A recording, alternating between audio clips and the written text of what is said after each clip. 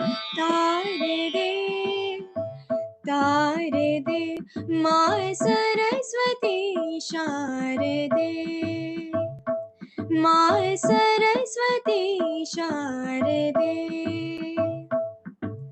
सूर्य ब्रह्म शिव विष्णु गजानन जिन चरणों को सेवते सूर्य ब्रह्म शिव विष्णु गजानन जिन चरणों को सेवते हम शिशु है अज्ञान माता इन चरणों का प्यार दे वीणा पानी तार दे तार दे तार दे माँ सरस्वती शारदे माँ सरस्वती शारदे श्वेत कमल तेरा आसन है श्वेत हंस तेरा वाहन श्वेत कमल तेरा आसन है श्वेत हंस तेरा वाहन हम पर सिद्ध दृष्टि कर जननी इन चरणों का प्यार दे वीणा पानी तार दे तार दे तार दे माँ सरस्वती शारदे माँ सरस्वती शारदे माँ सरस्वती शारदे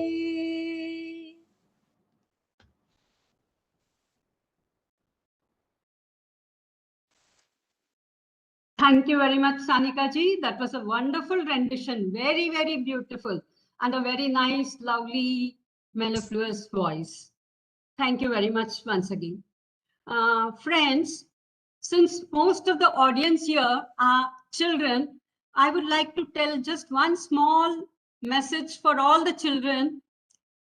If you want a tomorrow, you have to have today better than yesterday.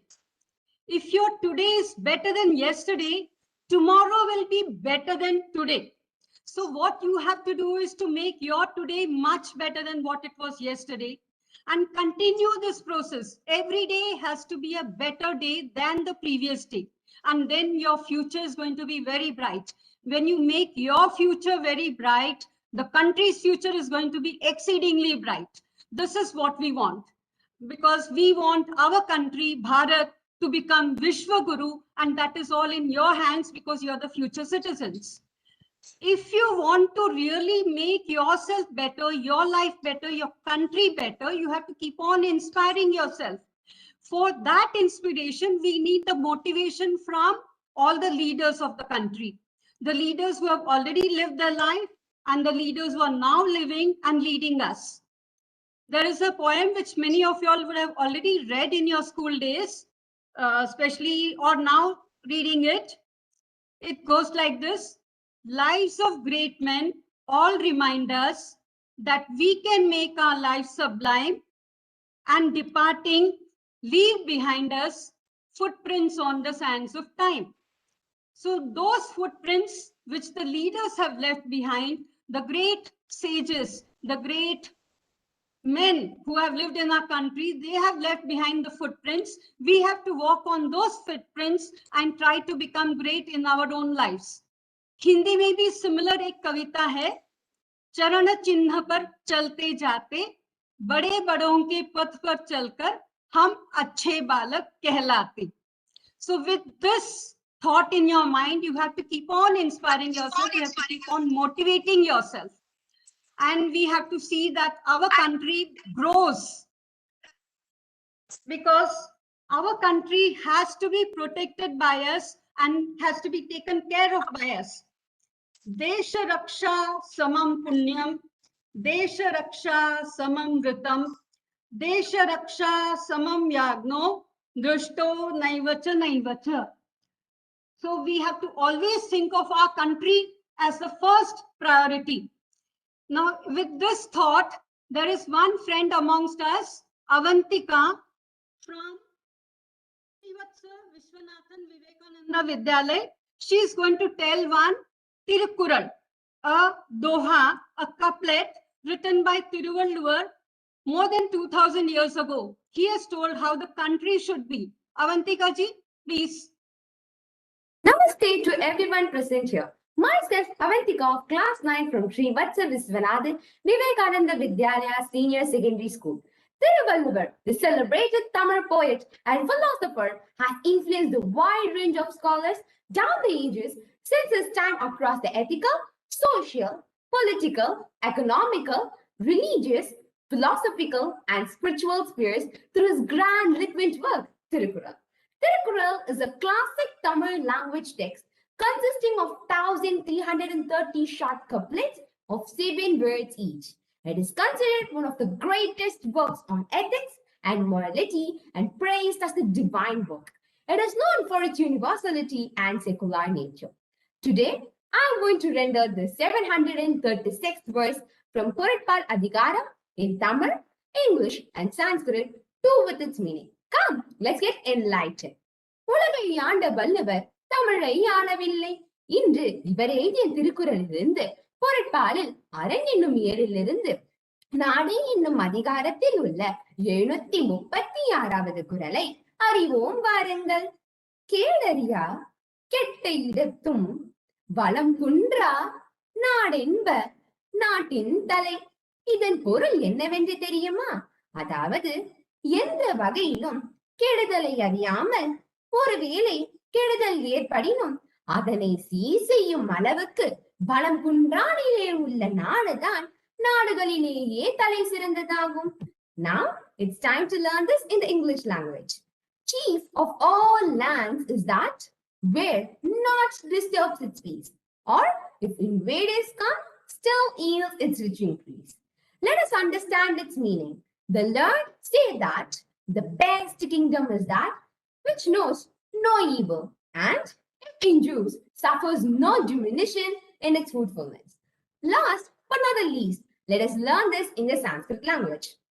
Parairanashya sadatam kakchet prapto binashyatam sampridhi sahito desho deshe shuddhamatham vrajet. Let us understand its meaning. Kaschit ritihi anishtam nasham praptobi sampriti sahito desho sarvesho deshesho shrestha bhavati. To us, citizens of this great nation, Tirukural represents India's spirit in its truest form. Let us read and read. Kedariya kette idathum valam kundra நாடென்ப நாட்டின் தலை. மானிட மேன்மையை சாதித்திட குரல் மட்டுமே போதுமே நீ ஓதி நட. Thank you for this golden opportunity. Jai Hind.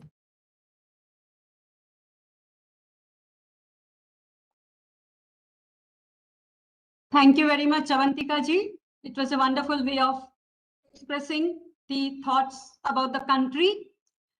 And before I start with the actual program, I just want to tell one or two things quickly. A request to all of you all, please do not switch on your videos. Okay, except the person who's going to speak will not, others will not switch on the videos.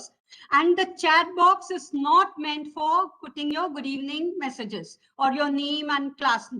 The chat box is to be used only for your questions, which the speaker, distinguished speaker, is going to speak today. All your questions will be posted in the chat box. There will be no direct interaction with the speaker today. And you will not ask frivolous questions. Do not ask embarrassing questions. The question should be related to the topic of today. And the question should be related to what the information the speaker is passing on to us.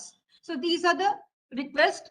As I'm talking, I can see somebody putting her name and saying namaste. Please avoid all these things.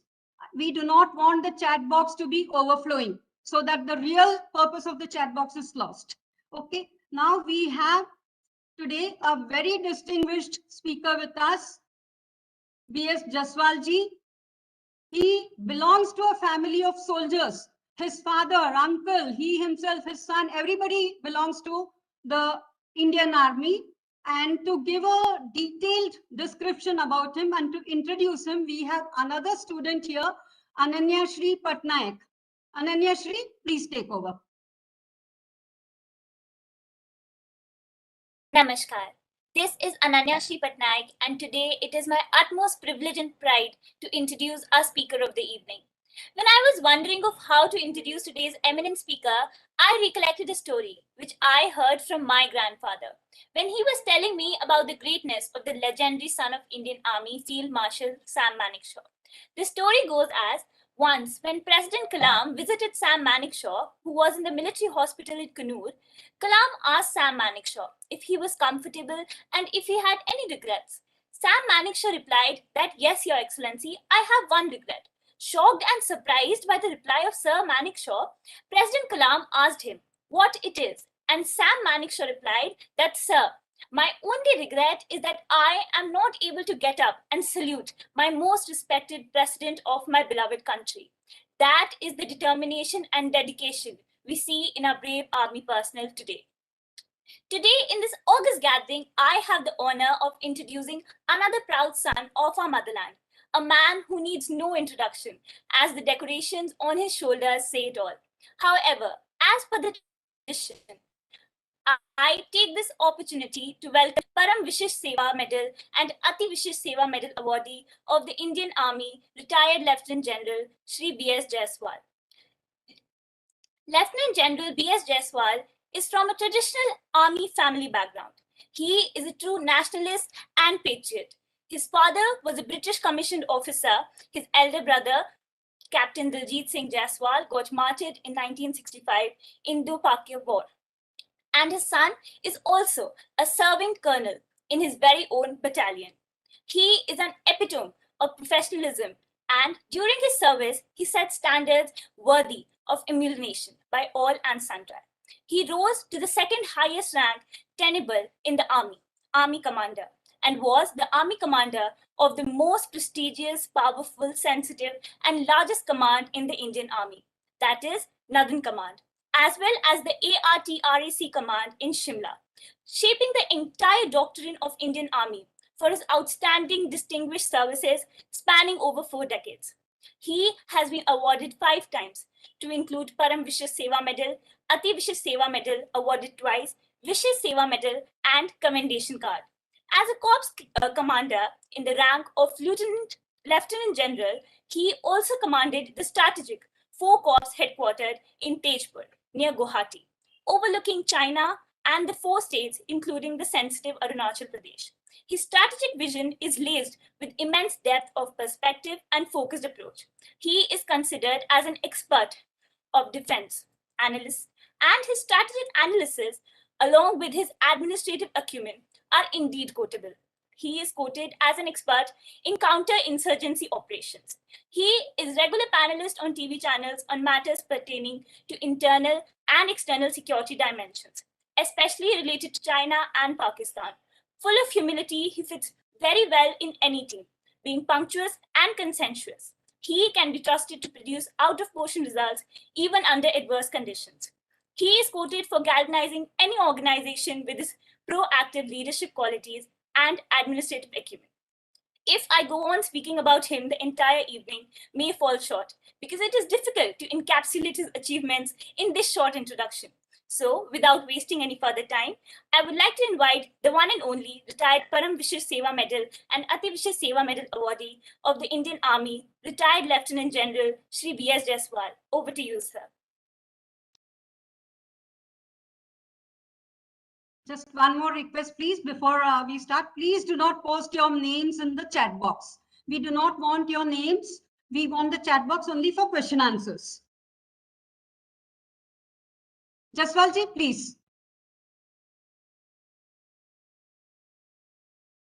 Jaswalji, unmute कीजिए. Yes. Okay, thank you. Am I audible? Yes. Firstly, Anyan Shri, you have really humbled me with my introduction. I am a very simple person otherwise. Manya Ravi Kumar ji, Namaste. the organizers of this particular meet, and the millennium children who are here today, the millennium generation as we call, they are the future of India. And it's my privilege to be addressing them today. Well, the topic today which has been given is Pride of Bharat Heritage. It's a very emotive subject. But before I start, uh, in the lighter vein, there was a lot of clutter which was coming on the airphone. And I recall when I was retiring during my final medical release medical, the doctor said, "Sir, your hearing power has slightly gone down, and should we make you a category?" I said, "No way. Army commander does not retire with a category." I asked him, "By the way, what kind of frequency?" He says, "The frequency of ladies." I said, "That is good news. I will not be able to hear my wife nagging me, so that will help me out." I think that frequency has gone down further after the clutter which I was hearing. Now, gentlemen, this topic today is a very emotive topic. The word Bharat has been used, but if I extrapolate, both Bharat and India are synonymous in our constitution also subsequently, but we are part of a nation. Uh, Nation is a concept, whereas India oblique Bharat is a name. I will define it subsequently. The topic has a lot of relevance in the words of what Swami Vivekananda had spoken, because that gives a direction for us to bring pride in our heritage. He had said that the future of India should be greater than the ancient India. Therefore, it gives us a direction that we should build pillars. Our heritage, ancient heritage, was just a platform. We must build pillars, break molds, so that it energizes our heritage and fructifies in pride coming in our heritage. One very important thing in this is the resolve, your personal resolve, and one of the speakers had already made a mention while in the introduction. It's very, very important for you to have a resolve on your own. The topic also implies one thing: the onus lies on us to bring up this pride in our heritage. So we have to bear the weight of the responsibility of this on our shoulders, so that India is always at the topmost. Our heritage is very rich and has octane potential to reach the zenith. You are responsible to carry it forward from here. There is a famous saying which will convey a lot. It says, "We are not Indians because we live in India. We are Indians because India remains within our heart." If this philosophy is understood by everyone, I think we are on the right path. Now, this very line actually forms the basis of a responsibility uh, which has to be laced with patriotism and nationalism. Like, right, I had said so in the beginning, there is a slight blur between the word India and Bharat. They are the same word. Even in our constitution, in Article 1, it opens up by saying India, that is Bharat, comprises union and states and the territory, etc., etc. So in the constitution, also Bharat and India have been mentioned as one. Now, before I traverse you through the journey of this lecture, I would like to irrigate your mind with various definitions which are there from which you will understand what is a nation, what is Bharat, what is India, patriotism, nationalism. Now, what exactly is nationhood? I will have to read it out. Nationhood is the state of being a nation or a large group of people, catchword, united by common language, culture, or economic life, catchwords again. The Cambridge Dictionary says it slightly differently.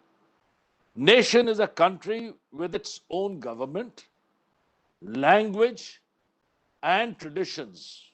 It comes to heritage also. Basically, it is the broad socio-political condition, including history, that would also imply probably our heritage that we have inherited. Now, the strongest line in our constitution is we the people, we set forth. And this is in sync with what is the definition of nationhood. It's a conglomeration of people. So it is a collective responsibility of we the people. We the people also shows the resolves to be secular, equality, fraternity, etc., as mentioned in the Constitution. But I'm very sad to say that this particular portion has got fractured because there are a lot of vociferous tendencies, there are a lot of sectarian violence which is going on. We've forgotten equality, etc. This is inadequacy in our system which we have to correct, which you all, the students, have to correct.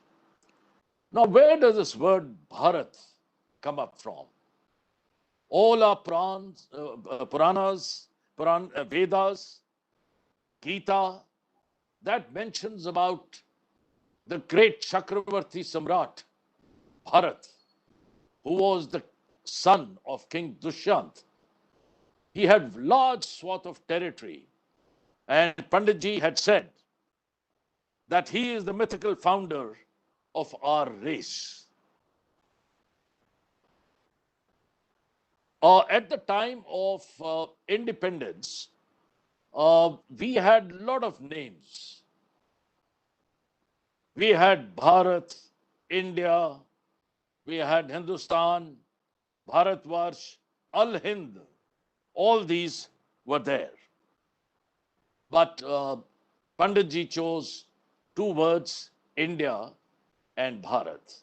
I've given you from where the word Bharat has come. Now I'll tell you about India, from where it has been derived. India has been derived, the Greeks used to call the Indus River, as they could not pronounce it. So they used to call it as Hindu or Sindhu. And the Greeks, from the time of Herodotus in the 5th century, kept using this. And this has also been found in Old English in the 9th century in England. What is nationalism? Nationalism is the pride that we have in our nation. Now the Olympics are on. The moment we got a silver medal, our chest was twice its size. We felt so proud. When I see the Indian tricolor on a 160 feet pole, every time I cross and see such flags, I salute to date. This is the pride that we take, and that is called nationalism. Now, what is patriotism? Patriotism is slightly different from nationalism. Nationalism is there itself, but this is a subset of very special people. Patriot is a person who's prepared to lay down his life for the pride of the nation. He will not hesitate. Soldiers are patriots. When they sign the document, the oath, the last line is, even to the peril of my life. So in a way, he signed his own death warrant the day he joins, and he takes pride in laying down his life He takes pride in every soldiering act. The famous line which has been said, या तो मैं झंडा लहरा के आऊंगा या वापस लिपट कर झंडे में आऊंगा. I will just give you two stories which will interest you. During the Kargil War, tomorrow is the Kargil War Divas. If someone wants to ask me something, he can ask me about Kargil because I know backwards about that place. Ex-CM of Himachal, Dhumal, he was in the command hospital here in Chandi Mandir. He was giving gifts to soldiers who were wounded. One soldier was wrapped up under the blanket and he did not receive the gift. So Mr. Dhumal went ahead with about two beds. Then he came back and he asked the soldier, "Are you not happy?" He spoke in Hindi, but I'm speaking in English. He says, "No, I'm very happy." Then he says, "Why did you not receive the gift?" He says, "Because I've lost both my arms and both my legs, so I cannot receive it." So Dhumalji asked him, he said, "It must be paining a lot." He said, "Yes, till yesterday there was a lot of pain, but today, this morning, there is no pain." So he says, "How come?" He says, "Because last night we captured the Tiger Hill." I think that is the limit of patriotism. It's not right to give personal example, but my father, my family, is British commissioned, seriously wounded, got Jangi Inam. Eldest brother joined the army, second got killed in action, 65 war. I joined and prepared for NDA immediately after 65 and 66. Now that patriotism was there right from my childhood. And I joined my battalion when my son was to choose a career. Now, within him also, the grooming was that of patriotism right from childhood. So I asked him, "What do you want to do?" I said, "You want to join the Merchant Navy?" He says, "No, I want to join the NDA. And on commissioning, when he used to get commissioning, I said, "Which battalion do you want to join?" He says, "Your battalion." And touchwood, he commanded my very battalion. He's a colonel, he's a Sena Medal awardee already. So this is what patriotism is, that we are prepared to lay down our lives for the nation. A lot of you would be saying, "No, I'm prepared to lay down my life." But please introspect, search your heart. Would you really want to go to CHN? Yes, you will give all support otherwise. But to lay down your life is a very, very difficult thing. Now, our responsibilities towards the nation, if in case we are a nationalist, we don't realize what our responsibilities are. All of us, we are aware of our fundamental rights, but we are totally oblivious of what exactly our fundamental duties towards the nation are. We always say, "What can the nation do for me?" We are selfish. Have you ever said, "What can I do for the nation?" That is the spirit which should be there. What can I do for this nation? If you really want to bring in pride in the heritage of a country, I would like you to carry out introspection and truly analyze where do you fit in the matrix of nationalism. If we follow what I'm going to read out now, because this is as per the Constitution, I've got the book on Constitution, the nation will really be energized if we follow the tenets of 51A. It says, to abide by the Constitution and respect its ideals and institutions, the national flag and the national anthem. It's very unfortunate that many of us, of course not me, but many of us are countrymen, they refuse to even get up for the national anthem. The Indian tricolor has been pulled out, pulled down, desecrated in a number of places. Shame. I will tell you a story, a true story, about American soldier. When Ayatollah Khomeini, he came in Iran, it's a movie also, they stormed the American embassy. The major who was in charge over there, he went up on the top floor, and there were the hajum of people, 50,000 people who were storming this embassy, and they were firing from the crowd itself. His men were getting injured, but he did not order to open fire because he wanted to avoid collateral damage. They ultimately came on the top floor, pulled down the American flag, started stomping on it, and wanted to burn it. He set fire. He killed 40 odd people. He was court-martialed.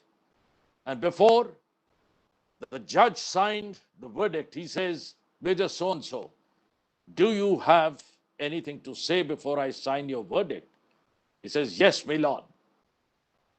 If ever in rebirth I become a soldier, and if ever I'm faced with a similar situation, I will do the same. Under no circumstances the flag of America can be desecrated. That is the true respect towards our flag. I wish we people also get this. The second one is to cherish and follow the noble ideals which inspired our national struggle for freedom. Now, we have to look at India, at what cost we got our freedom. Are we doing things for the nation to maintain the sanctity of this freedom? Are we trying to bring up what state we were in? Freedom has given us to do anything and everything. Are we trying to bring up our nation? There is Mr. Vineet Nair. He's a billionaire. He was giving a talk, and he gave an example of ants. There were two ants who were trying to talk to each other, and one ant said to the other, what do you want to become? He said, I want to become very fat, and so that I become prominent. Second ant said, no, I want to be thin. I want to be running very fast. So the third ant came in and asked, she was asked, what do you want to become? She says, I want to become a butterfly. I want to rise and see all of you crawling out there. I want the position to be risen. We should understand a freedom. This is given a scope to rise and fly. Third is to uphold and protect the sovereignty, unity, and integrity of the Constitution.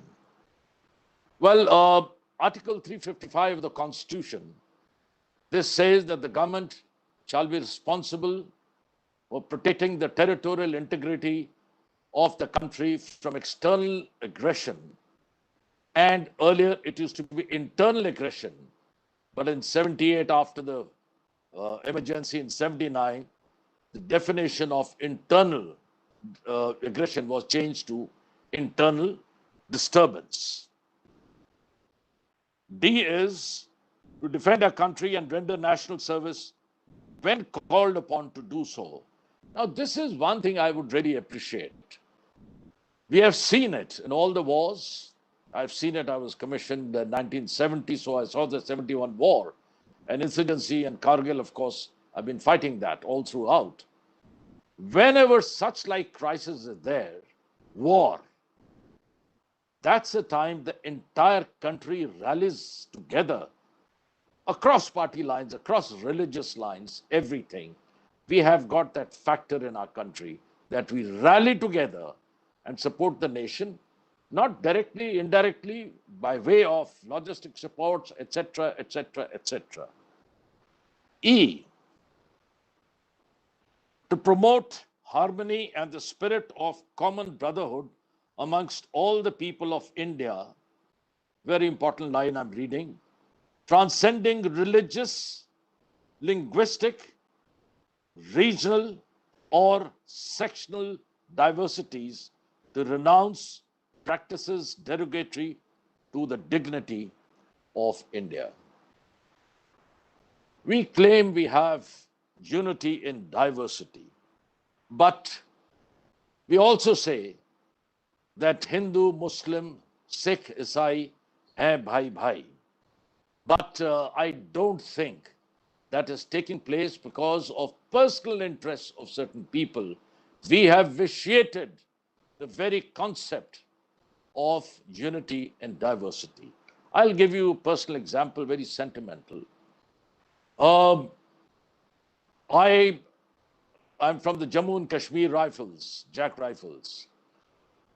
And I was the colonel of the regiment, colonel because it's old traditional thing. The senior most officer, he is called the colonel of the regiment, and he looks after the affairs of 19, 20, 21 battalions of the regiment. I was also colonel of the regiment for Ladakh Scouts. Now I have Hindus, I have Muslims, I have Sikhs, and I have Christians in my various battalions. I am a staunch Hindu, a Rajput. I have my own religion. I have my own practices. But when I wear my uniform, I have no religion. My only religion is my uniform and the task that is given to me. There are Sikh officers commanding Muslim company, Muslim troops. He goes to the masjid. He goes, participates in azan. A Muslim company commander, if he is of commanding Sikh troops, he goes to the Gurdwara, reads Gurbani.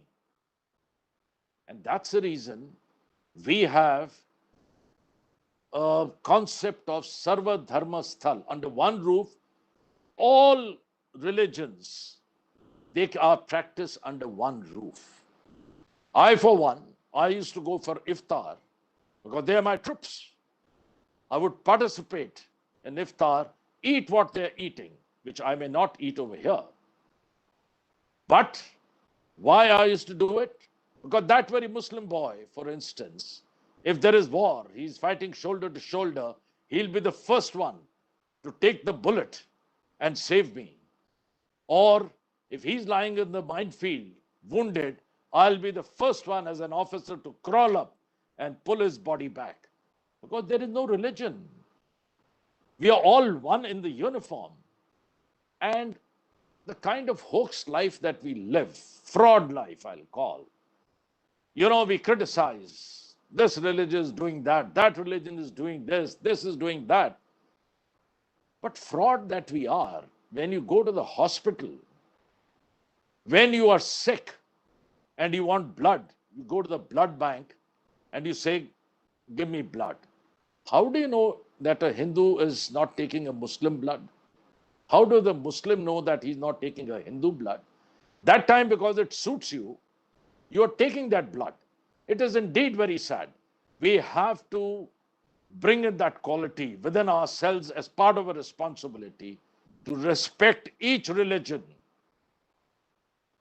the core values of each religion. Then is, of course, F is to value and preserve the rich heritage of our composite culture.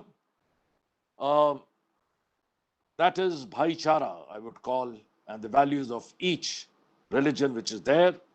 Then is to protect and improve the natural environment, including forests, lakes, rivers, and wildlife, to have compassion for living creatures. This is our responsibility. But unfortunately, there is large amount of illegal mining, deforestation, timber smuggling, poaching. How many of us we ever report, because we can't take any action, we are not powerful enough as individuals, but are we reporting? Are we reporting and representing against this kind of a thing? Why? Why are we not? Hunting is prohibited these days, but no, there is a provision. You get a sanction. There are nominated hunters. You get like for shooting tigers and leopards, which become man-eaters. Similarly, for shooting vermins, you take a proper government license and go and shoot, but don't poach. If you're poaching, you must go and report if you find out. That is the kind of thing which is there. Then is to develop the scientific temper, humanism, and the spirit of inquiry and reform. There are a number of facilities which the government has given, but we do not build that spirit within us to bring in momentum in our scientific outlook. There are a number of institutions which are there which you can go and visit. We must build our scientific temper. We've got the best scientists in the world, and America imports from us whole lot of IIT. He imports, TV from Korea, whatever it is. But manpower, trained, scientific brain, they import from us, India. We should feel proud about it. Then is to safeguard public property and to abjure violence. This is very, very personal and very close to my heart. Unfortunately, there is so much of arrogance which is coming. People, they, at the drop of a hat, they resort to violence, burn buses. Bhai, bus ne aapka kya kiya hai? Why are you burning it? It's government property. And you don't realize you've paid taxes for that bus. If my car is standing out there, they'll burn the car. What has my car done to you? What have I done to you? They go and destroy property. When I was Northern Army commander in J&K, the stone throwing, stone pelting started off in June 2010. I was the Army commander that time. And I called the stone pelting as agitational terrorism.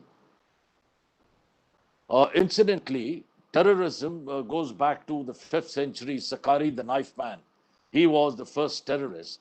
Terrorist has to do with the psychological impact. Now, these people, they were shutting the shops forcibly. That poor chap was losing out on his business. They were telling people to get inside the houses or we'll burn. They were doing all kinds of things. Similarly, things happen all over, whether it's Delhi, Muzaffarnagar, whatever it is. So they terrorize the people. When I use the word agitational terrorism, there are about 250 papers in J&K, local papers. Majority of them said that such a senior general, he cannot take away a democratic right to agitate. And as such, he must resign. I issued a rebuttal the very next day. Agitation is very much part of a democratic right. But the moment you take law into your hand, it becomes unlawful. And you terrorize people. That's the reason I call it agitational terrorism. I'm very glad that this has been included in a lot of presses, as we call it, the books in our army. This word has been included over there. Then is to strive towards excellence in all spheres of individual and collective activity so that the nation constantly rises to higher levels of endeavor and achievement. This was also spoken by one of the speakers, the lady who was, I'm sorry, I'm not getting the name, but she also said that we have to aim for our tomorrow. And this is you are responsible for it. The time you don't participate in this activity, in this fundamental duties, we can't rise. Then who is a parent or guardian to provide opportunities for education to his child, or as the case may be, ward between the age of 6 and 14? Now, there are people who don't educate the children. Of course, the trend has changed. But I would also like to tell you, we are from villages, semi-urban places, small towns. We are qualified. When as youngsters we go back home, we have a whole lot of time to ourselves. We enjoy it, etc. But we have a lot of time also.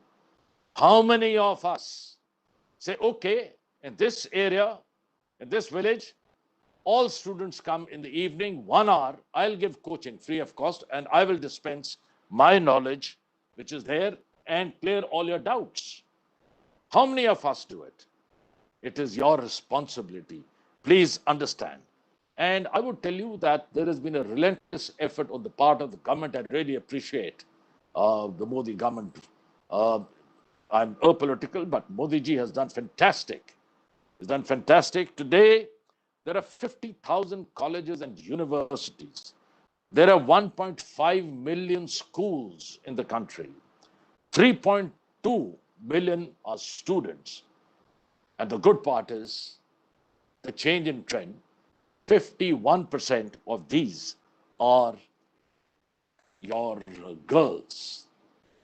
Another part of your moral duty, your fundamental duty is that we must start building moral values in the child itself.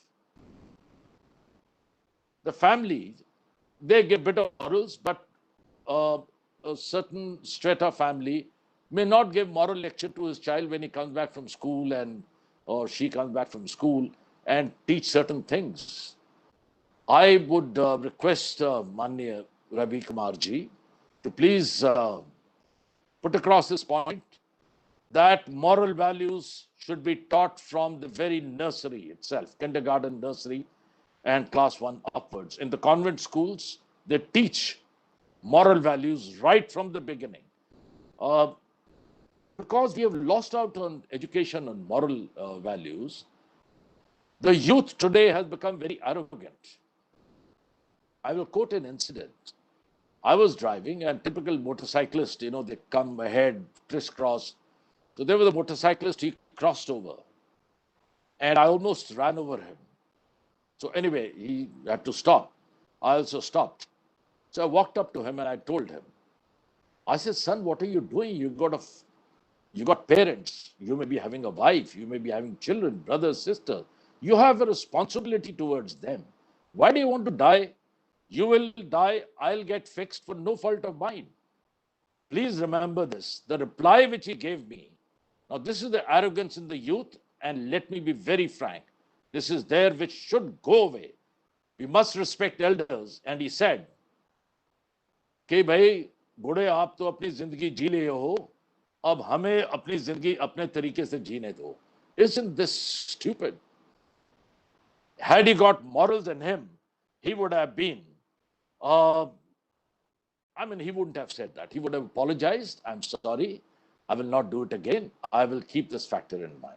So this is very important, moral education, and we at every level, whomsoever we meet, it's a fundamental duty to infuse that. Now, because of our national resolve, we've earned a lot of feathers in our cap, and we feel proud of being Indians. I would like to give you certain data which I had taken from a speech from Deepak Vora, a very, very exhilarating speech. And this will, at the end of it, give you a sense of pride. Our potential, I'll just give just a few. We unnecessarily underrate our country. In 2011, there were flash floods in Sikkim. 300 portions of the roads were cut. India approached a foreign company. They said, we'll take 6 weeks. Then they approached, we have an organization called BRO. It's an adjunct of Army, a border roads organization.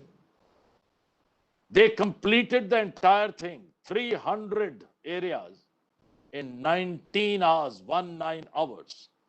That is our potential.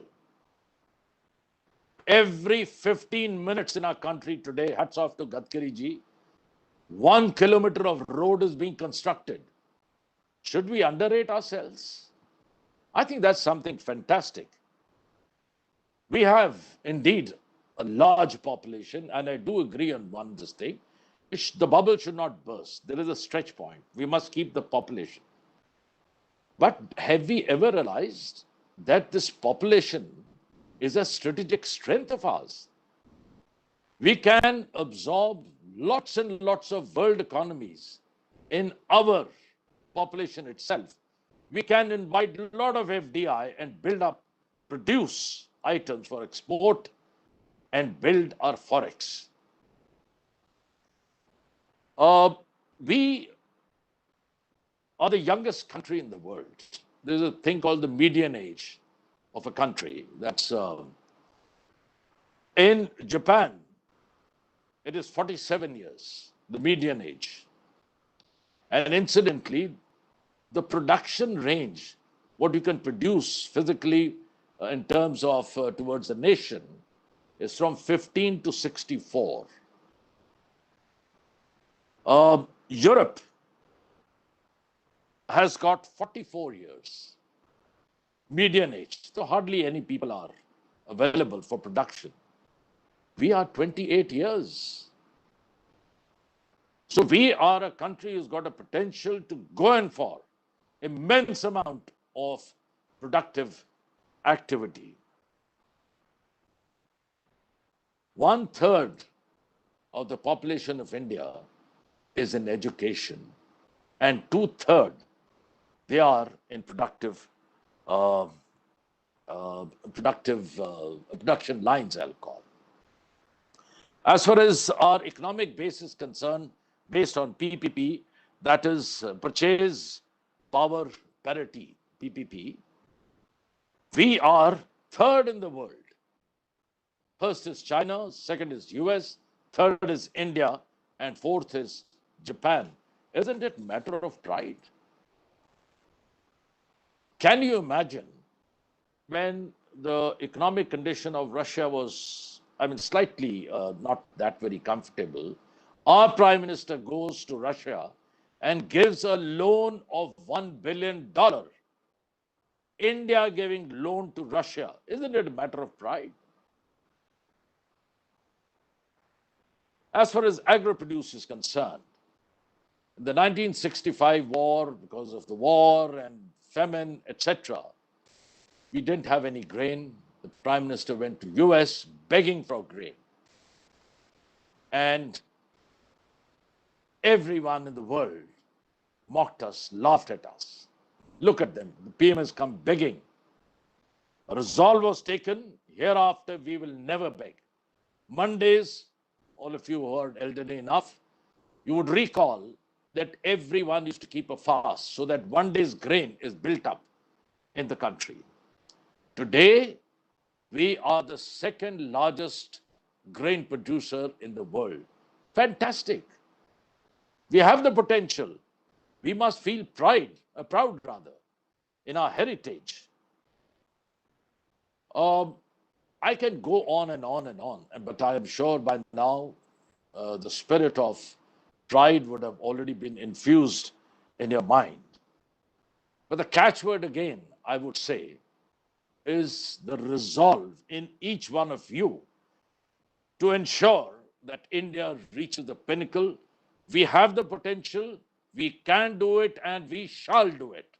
There is no two doubts about it. You are the fulcrum, and realize that for this growth trajectory which is to come our way. Cadet Castro, I have nothing more to say except we are proud of the heritage of Bharat, and we are proud Indians.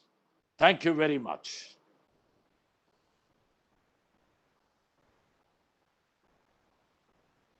If anyone wants to ask, there will be a question answer session, but before that, I have one small announcement.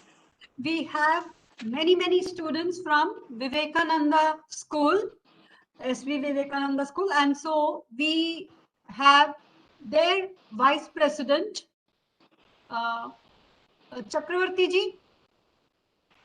I would like him to speak a few words. Jaswal ji, your strong message that the youth of today, they are the fulcrum who have to take the country forward. I think that message is well taken. Chakravarti ji, kindly address us and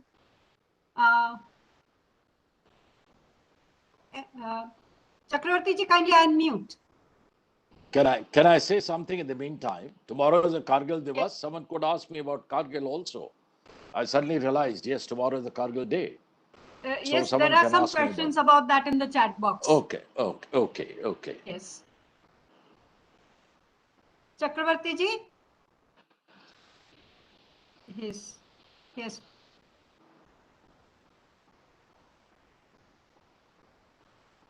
The host, kindly unmute Chakravarti ji.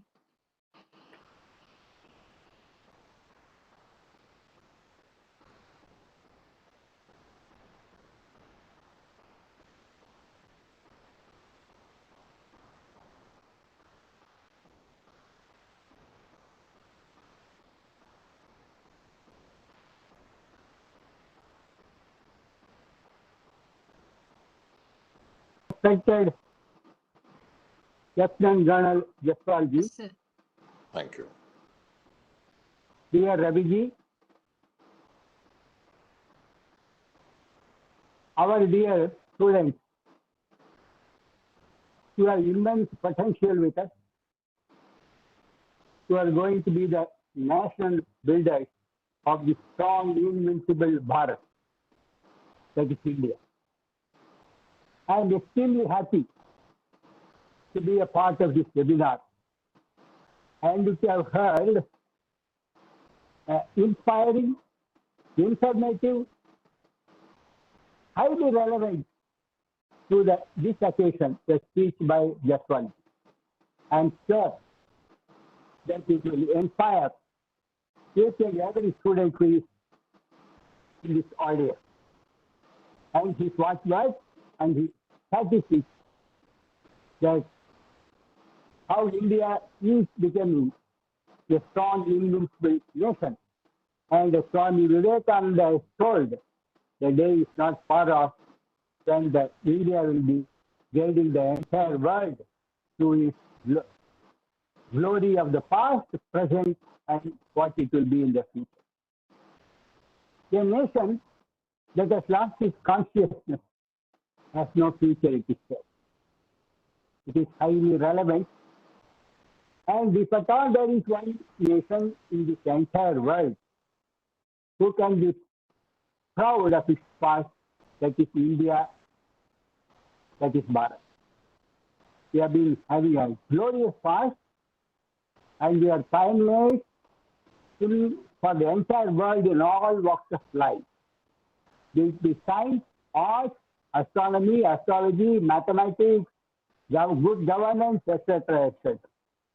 We have had a very rich heritage, and I once again thank Jaswal ji for his definition on nation and a wonderful definition he gave, a nation, and also what is a country. Wonderful definition, and he has instilled the patriotism by giving some anecdotes. And no country in this world can have a noble ideal before it. Vasudhaiva Kudumbakam. The entire world is one family. Who can think like this? That itself speaks of a very rich heritage and a message India has been giving to the entire world. And needless to say, the countless achievements that our forefathers have achieved, they were called rishis. They were mantra drashtas. By constant tapas means experimenting, they have unraveled the mysteries of the world in all walks of life we have been. And a nation which has been in great glory. Suppose a man lives for 100 years or more than 100 years. He is bound to suffer or have a small setback in his health than a person who lives for only 30 years or 40 years. The nation's history with countless of centuries, years, there was a small period of setback, and it is unfortunate that our history books, our textbooks, and what we learn in our schools, that is being exploded out of proportion. And what we learn is that we are a defeated nation. they were an enslaved nation. Nothing. They look back. Swami Vivekananda has told that the future is built out of the past. And the past should build the future. And in this context, it is very necessary that every student who is passing through the school and college should know about the heritage, culture, and tradition of this great country. And in this context, I would like to say that a small effort, a small beginning has been made in this direction all over the country.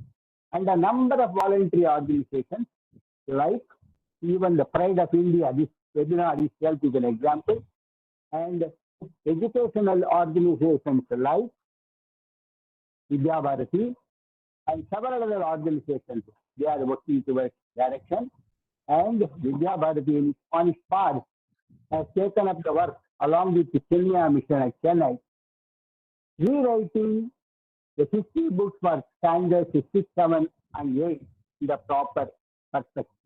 So such efforts are going on all over the country, and we are sure the day will come that our youngsters will have opportunity to learn more about Ramachandra, Krishna, or the national leaders, and our scientists like Varahamira, Aryabhatta, and the great literature, or wrote our Upanishads, Bhagavad Gita, Tirukural, etc., etc. And I congratulate this Pride of India, this movement, to propagate the message of India's pride through various activities. In fact, yesterday we had a session in one of our schools, and the speaker was a member of the Pride of India. What I had narrated there, a story which I had actually heard some years back, I would like to again recall here. A beggar was begging in front of a temple for a number of years in his life. And he had regular customers who visit the temple every day. And he was also making money and living out of the alms that he was getting. He became old, and he told his customers that my end is nearing, and my wish is that I would like to be buried in the same place where I have been begging all these years. And he passed away one day, and the people who are going to the temple, we will call them regular customers who are giving alms, they decided to fulfill his wish, and they dug the earth. And when they dug the earth 10 and 15 feet below, or 20 feet below, they heard metallic sound. And there were metallic pots full of gold coins. Immense wealth. But this poor beggar did not realize that he was standing all along his life on top of the pressure of wealth under his feet. We have been under that situation because with the Machiavellian system of education, we were made to forget our past glory and India's rich culture and heritage. But now a great revival is beginning, and I am sure the day is not far off that institutions like Vivekananda Educational Society, Vidya Bharati, and movements like Pride of India, and as this Modi government also is doing a lot to revitalize the education, revamp the education, Indianize it in the Indian context, Bharatian context, and the new education policy that's going to be effected is one such effort. And all these we are going to see that we will look back our past, feel proud about our past, and build a strong, invincible India. I once again congratulate the Pride of India movement for this wonderful effort. And tomorrow is Kargil Divas. Before ending, let us all pay the homage to the Kargil war warriors. And in this context, I remember one real incident in the Kargil war. One day there was a call by a soldier from Ambala Cantonment Hospital, and he said that he was wounded in the Kargil war and he wanted to meet his teacher. So they took the address, they called the teacher, and the teacher came and stood by the soldier, and the soldier started weeping, telling that I am feeling proud that I laid my life for the glory of my country. And then he was narrating that it was a fierce battle that we were fighting, and 20 of us in the Indian Army had to climb up a hillock, a mountain, and on top there was a battalion of soldiers, a large in number, but we had to climb, and the number of them were our colleagues were getting wounded or they had laid down the life, but still we are proceeding. And finally, we could win that part of the battle. How, because he said, sir, I remember that when I was in 9th standard, I heard a song that he had started. देश के लिए जीना है, देश के लिए मरना है. Let me live for this country and let me lay down my life for this country. So this is about the Kargil war incident and its incident. Let us look back at the past, present, live with the future. And we say today, Indians are second to none in the entire world. Given an opportunity, we are excelling, and this will actually go in a higher proportion. And once again, as Swami Vivekananda has vision, let us build a strong, invincible nation where Mother Rajarajeshwari will rule the entire world by her spirituality and the peaceful message to the entire humanity. Thank you very much for this opportunity. Thank you very much, Chakravarti ji. It was a wonderful speech, very inspiring, very motivating. I felt like hearing more and more, just like Jaswal ji. He spoke so inspiringly. I think the students here are very fortunate to listen to such motivating speakers. Now, Jaswal ji, the forum is open to you. There are lots of questions which are in the chat box. And for moderating these questions and for avoiding a few duplications, I request Asha Dave ji to take over. Asha ji, the platform is yours. Am I audible? Yes, you are. Yeah. Vande Mataram.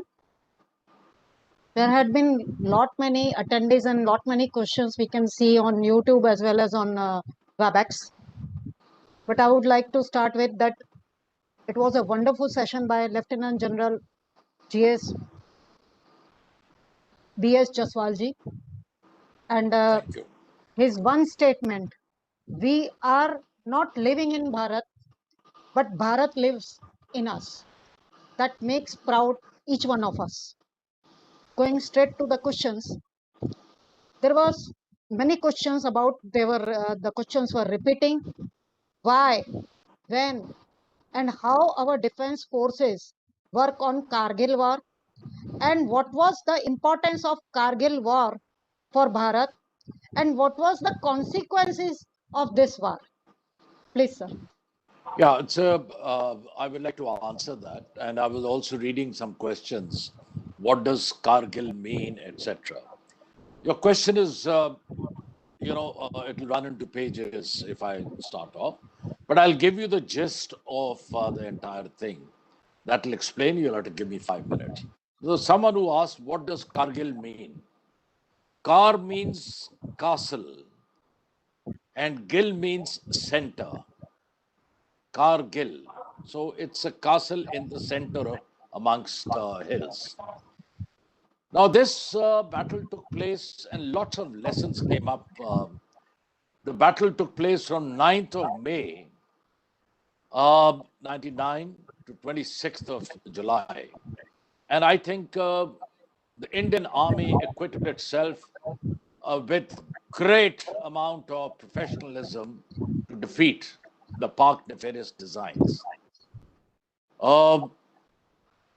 Now, Kargil sector, when we per se talk, it extends from next to Zojila. There is a place called Kaubal Gully to Chor Batla. Sorry, people may not be knowing. And it goes beyond 15 kilometers. There's a gap, and it is the Shok River. Now, in this entire area, the gaps because of the difficult terrain, there are gaps total of 80 kilometers, starting from 36 kilometers, 9.5 kilometers, 9 kilometers, etc., culminating into 80 kilometers, plus another 15 kilometers uh, towards Shiok. Now, the Pakis, they occupied 132 posts in this 168 kilometer stretch of Kargil sector, 10 to 15 kilometers deep. How could they come in? The terrain is extremely difficult. In winters, we used to withdraw rather, and come back to the base because we could not maintain the troops. Pakistan took advantage of that, and deceit that is in the DNA of Pakistan. On the one hand, there was the bus diplomacy which was going on, and Musharraf was planning operations in Kargil sector uh, starting from November 1988. Now, Nawaz Sharif was also not informed about it.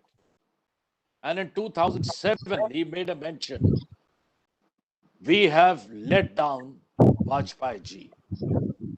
Now, you see, how did Pakistan venture into this kind of operation? There were certain assumptions, which are lessons which are important and relevant to your question.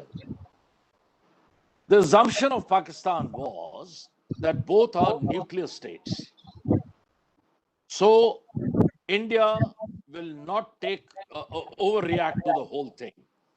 They will not expand the canvas, as we call it. And second, that since both are nuclear powered nations, the world will come in, and to stop nuclear conflagration, they will come to stop the war. Resultantly, Pakistan would have captured large stretch of territory and blocked off, starting from Zujila to Shiok, thereby cutting off CHN also. This whole operation was called Ob Badr. Now, Musharraf also had the audacity of saying that we will cut them off at Shiok, and after the winters, we will lift the frozen dead bodies of Indian soldiers. Secondly, somehow, Pakistan thought that we are too involved in counterinsurgency operations, so we have lost our training for conventional war, which they were highly mistaken. Then they chose the timing very cleverly. They chose the timing from May onwards because Zojila Pass, from where we induct our troops, we re-establish communication, that opens up later part of May, oblique June. So India would not have been able to pump in additional troops over there, and by then they would have captured the entire thing, and the response would have been delayed. There is for those who understand military, there is an air commodore, Tufail, of the Pakistan Air Force. He said that India has got its strength, military strength, in the plains because of mechanized forces. If we do it in May, June, he will not be able to launch his mechanized forces because it will be monsoons, and terrain friction will preclude uh, the launch of your mechanized forces. So this was the basic thing. Now, what was the aim of Pakistan? One was to internationalize the whole issue. Then second, as I've already said, they wanted to cut off the entire area at Siachen, starting from Turtuk area, and change the status of LC and claim a lot of territory in this area. Now, there was a lot of secrecy in this. The height was that only 4 people, they knew the whole plan, not even your the Prime Minister, Mr. Nawaz Sharif. General Aziz, who was in the analysis wing of the ISI, he's written a book called Ye Khamoshi Kab Tak. And that he has said and mentioned about it. The others who knew was General Mahmood Ahmed, who was the GOC of 10 Corps, and Major General Javed Hassan, who was the Div commander there. He actually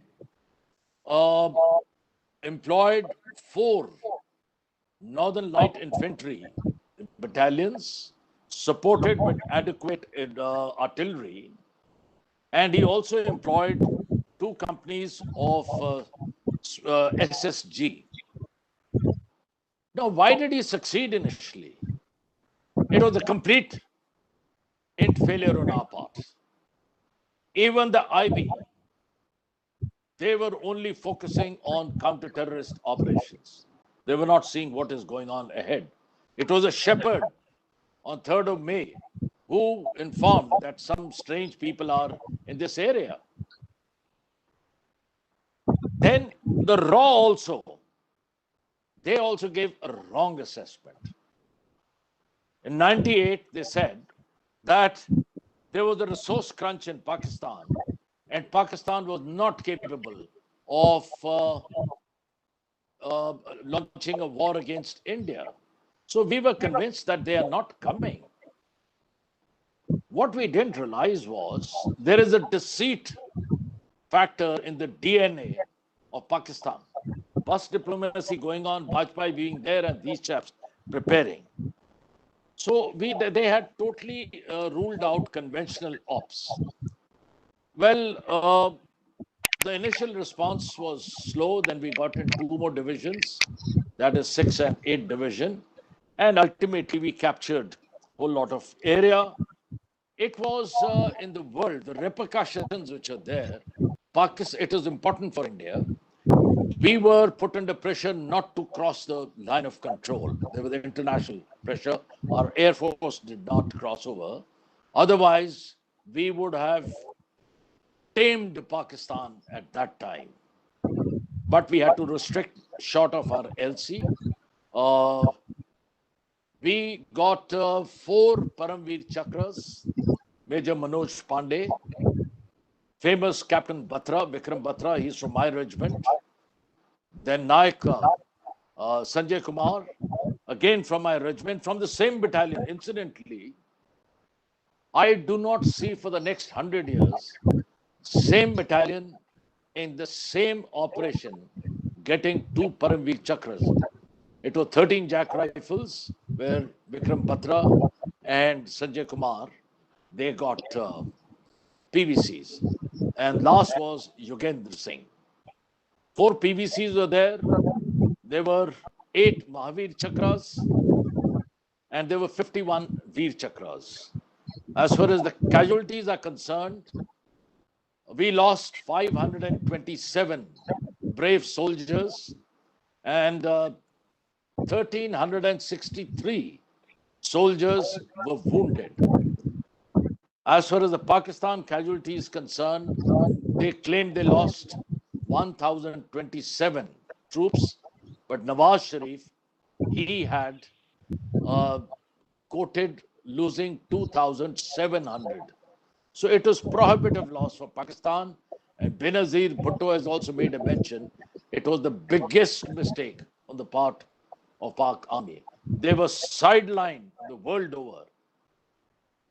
So that was a big repercussion. And Kargil was important because if that is taken, that area, then the entire northern portion, which is there, including Siachen, could have been blocked.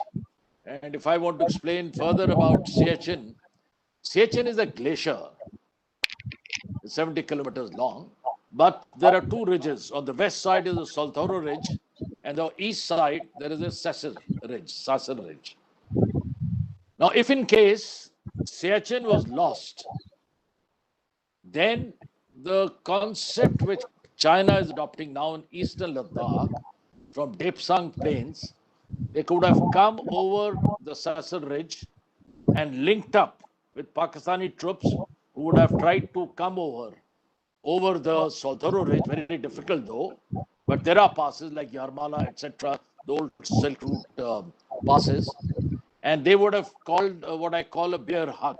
So this entire northern portion would have been choked and lost. So that was the importance as far as the Kargil war is concerned. Any more questions? I can Yes, sir. answer. Thank you very much Bharat. आप very well said that Bharat का सैनिक हर परिस्थिति में लड़ना जानता है. Moving on to the next question. Article 370 of Indian Constitution was removed on 6th August 2019. Why and how was it implemented? Impact after its removal? Please elaborate. Okay, this is more of a political question, but I will still answer it. You see, when the 47-48 war took place, we went to the UN on 1st January 49. The UN gave 3 conditions: immediate cessation of hostilities, first condition, which stopped the war. Second, the troops to withdraw to their original positions, except certain administrative units in the battle area of the Jammu and Kashmir Rifles. Once that is achieved, then plebiscite to be held. I'll use a very important line that these 3 lines, conditions, were sequential and consequential. This is to be understood. So what was haunting us was plebiscite, and the future of J&K was still not known that time. Sheikh Abdullah was given due importance because he was the one who was a powerful leader over there. He kept extracting a lot of concessions. And in 52 November, yes, 370 came into being. Now, 370 has to be understood. Someone, the other day I was hearing a debate, some minister, very high level minister in the not of this government, but some other government, he said 370 was part of the instrument of accession. Sorry, it was not part of the instrument of accession. I've got a copy of the instrument of accession of J&K, of Udaipur, etc., etc. It was like a cyclo-styled paper applying for a driving license. I, Maharaja so-and-so, agree to the conditions which are penned down, etc., which were there. And ultimately he said that I agree to accede to India. And date was cyclo-styled beforehand, August. And thereafter, the Governor General wrote, I accept the accession. There was no condition. In the case of J&K, August has been scored off and written 26th October. It has been with the pen by Maharaja Sahib. Nowhere 370 was there. But to appease Abdullah, if tomorrow there is plebiscite, Abdullah would have played a major role. So he was given concessions. And this was framed or drafted under your italics, double X 121, part 21, and initially called 306A. It was temporary and provisional. In 57, the constitution of J&K also came up. And in that, section 3 of J&K constitution says, J&K is and will remain part of India. And section 147, that provides protection to section 3. Section 147 says, section 3 shall not be abrogated. Now, 370 over a period of time lost its relevance. there are almost about 180 provisions of the center which have already been infused over there. So it had lost its relevance. There are similar concessions which are given in other states under 371, but they don't have a separate constitution. They do not have a separate flag. Now, this is the historical part. It was provisional and transitional. Now, the legal part of it. In the constitution, I'll solve it as an algebraic formula.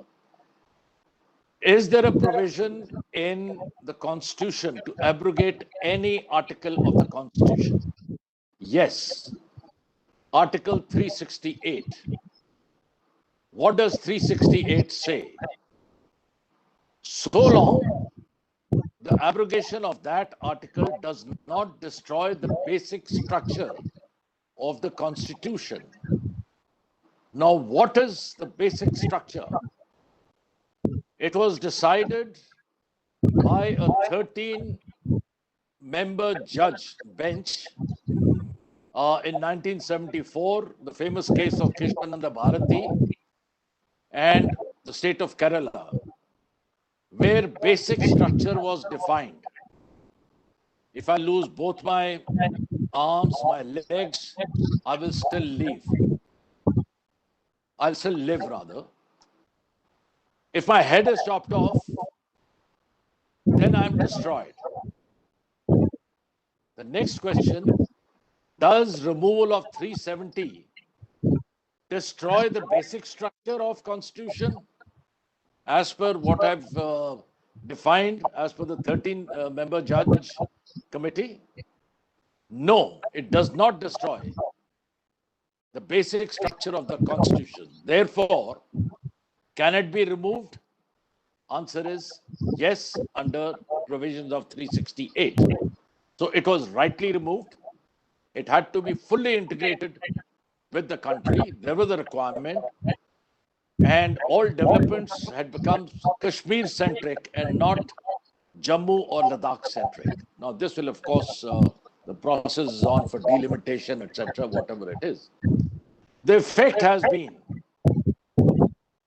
that all the vociferous tendencies and the claim, no, we are tall, we are under 370, that has been taken away, along with 35A, the Citizenship Act, which was there, Residence Act, sorry, Permanent Residence Act. So now Kashmir, J&K has been fully integrated with India, and the temporary provision has been removed. This will enhance growth in J&K, and of course, the psychological impact which is there, that we sit under the umbrella of 370 is gone. They will obviously have feelings, positive feelings towards India. I hope I've answered. Okay, thank you, sir. There are so many questions coming up in both YouTube as well as WebEx. But one common question we are finding is that training of youth for in defense, can it be compulsory? Can NCC be introduced at school level? Scouts and Guides was a good residential program. In such circumstances, is it recommended? If not, what could be the options? Well, I think NCC is already there at the school level. I was a sergeant in the NCC in school. So this is already there, and I think it's a very good. It brings in discipline in the boys itself. So this, of course, is there. The second you asked was what? Sorry, if I could ask you, please. About your opinion about Scouts and Guides and training to the youth. Compulsory You training. see, okay, Scouts and Guides was also is still there for that matter. I think in some schools it is still there. The Scouts and Guides basically they taught adventure, and also they brought in a lot of discipline. They've brought in a lot of discipline in life. But NCC is any day far better. Now, as far as compulsory training is concerned, now in India, there is no such thing as conscription. It's a government policy, it's up to them. But I personally feel that NCC training in the college and in the school should be made compulsory for all. I would give you an example over here. While commanding 4 Corps, I landed once in Digboy. If anyone is from Digboy College would recall the incident way back in 2008. One of my battalion had done a good operation, so I flew the chopper. I had carried a lot of sweets for them, and I wanted to give it to them. So I found a whole lot of students standing, and they were naturally kept at a distance because chopper was landing. So they were not being allowed to come next to the chopper. So I said, hold on, let them come close.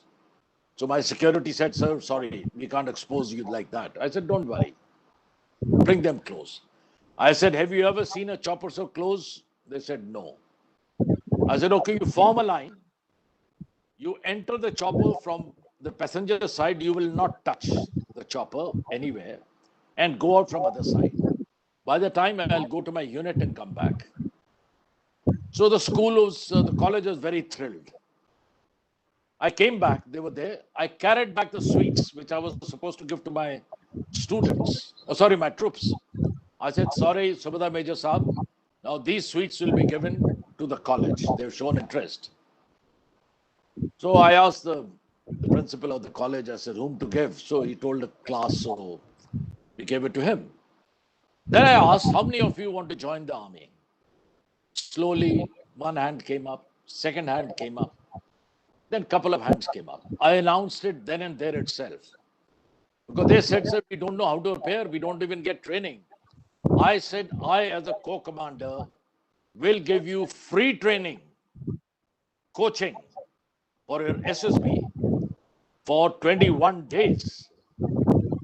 But I will have, because I can't handle more than 50 odd students, so I'll have a slight interview and then only select. We got those 50 people, believe you me, the day they came, unki chal dhal was totally different, the haircut, etc., sloppy. After 25 days, 21 days, 25 days, you could see a different man in him.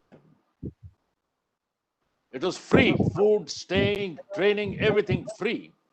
And I must tell you that 4 odd people got through from there for NDA oblique Air Force. I did the same thing in Northern Command, and there was a girl from Ladakh. She got through.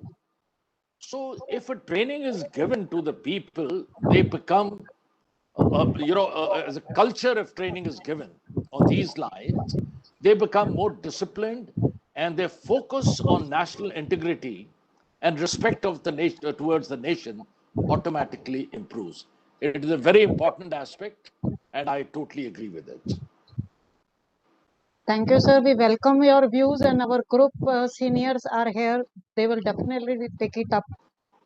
My next question is that was there any woman battalion at the time of Kargil? No, I'll tell you what, this is a misconception that should we have women combat arms or not. Sorry, we do not have any woman battalion. We don't have that.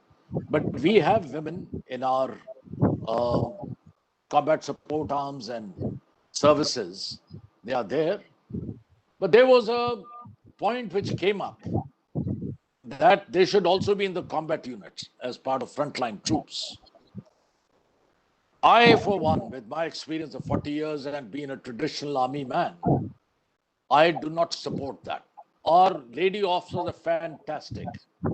They're doing a great job in whichever, in signals and engineers, doing adjutant in the JAG branch, in ASC. My own niece is a lieutenant colonel in ASC. But in combat arms, when you have to go, I'll give you a simple example. Our traditions are very different. When we go out on a patrol, say for 20 days, now we carry between 2 people, a lot of load is to be carried, food is to be carried. Say between two people, we carry one sleeping bag. Would a girl be able to sleep with a Jawan in the same sleeping bag? I would not expect a girl to sleep in the same. So we have to carry separately. She may be physically fit. Secondly, if by chance she becomes a prisoner of war and the kind of enemy that we have on the West, you know fully well the kind of respect that they have for women. Would you like a daughter of India to be paraded in front of the troops once she's captured and she's molested openly? I would hang my head in shame. Why should I risk a life in combat army? So I'm not in favor of them being in infantry, armor, mechanized. No. You know, other combat support arms, perfectly fine, who are not in direct contact, which are there in services. I'll never support. I'll never support woman battalion complete for combat. Sorry, my apologies for being very frank. धन्यवाद sir. भारतीय नारी का सम्मान हर एक भारतीय के लिए बहुत जरूरी है, and we Exactly. appreciate your Appreciations. thoughts. It was a question put up, so I had to take it. So my next question is that you touched the moral values. So how to overcome it? Because you mentioned about some experience also, attitude, arrogance. So please say something, because our group wants to work on that. How to overcome this situation and improvement in moral values? There is one simple formula to that. Please infuse moral values from the very nascent stage of the growth of a child. The parents, like we have now, you know, the sarpanches are there in the villages. Let that chap, any educated chap, tell him कि सबको बुलाओ भाई और उनको ये सिखाओ कि बच्चों को ये सिखाना है क्या मर्यादा होती है माता पिता के. अभी भी in the north, when I go to my farm, to my native place, everyone over there, they come, they touch my feet. And where I stay with my friend, the children come, they touch my feet in the morning. No, they've been groomed that way. Why can't it be done? Is it being done everywhere? Or is it just a formality? The value system has to start from the parents itself. घर में जोर से नहीं बोलना है. आपको जो है दादा नहीं बोलना है, दादा जी बोलना है. This kind of respect has to start from the parents. Then, when he goes to the nursery, oblique kindergarten, and first class onwards, a kind of level of what he can understand, that infusion has to be there. So the education system, which I had requested Manya Ravi Kumar ji to take it up with the government, must have moral value lecture every day for just maybe 5 minutes, but it should be there, and that builds up. The bricks keep building up till the end, and then we have serious talks on moral lecture. You know, I asked a chap once, I said, तुम ये बदतमीजी कर रहे हो, you teasing some girl. Would you like someone else to tease your sister? He felt ashamed. No, why was it not told the same thing by the family? If the family had infused this kind of a thing, जितनी भी लड़कियां हैं, वो आपकी बहन है. उनको बहन की तरह ट्रीट करो. जब रिश्ता होता है तो बात दूसरी होती है. So this is how family and nascent stage of education you infuse the values. Thank you, sir. We are coming towards the last question. As there were many, but we selected, our team at Surat, Gujarat, we selected some few questions. Can you share the weakest and strongest moment of your army life, army job? And what is your message for students, scientists, and technocrats? Okay, now that's a very difficult question. Weakest and the strongest. Um, you see, failures do come your way, and failure is not falling down. Failure is having fallen down, refusing to get up.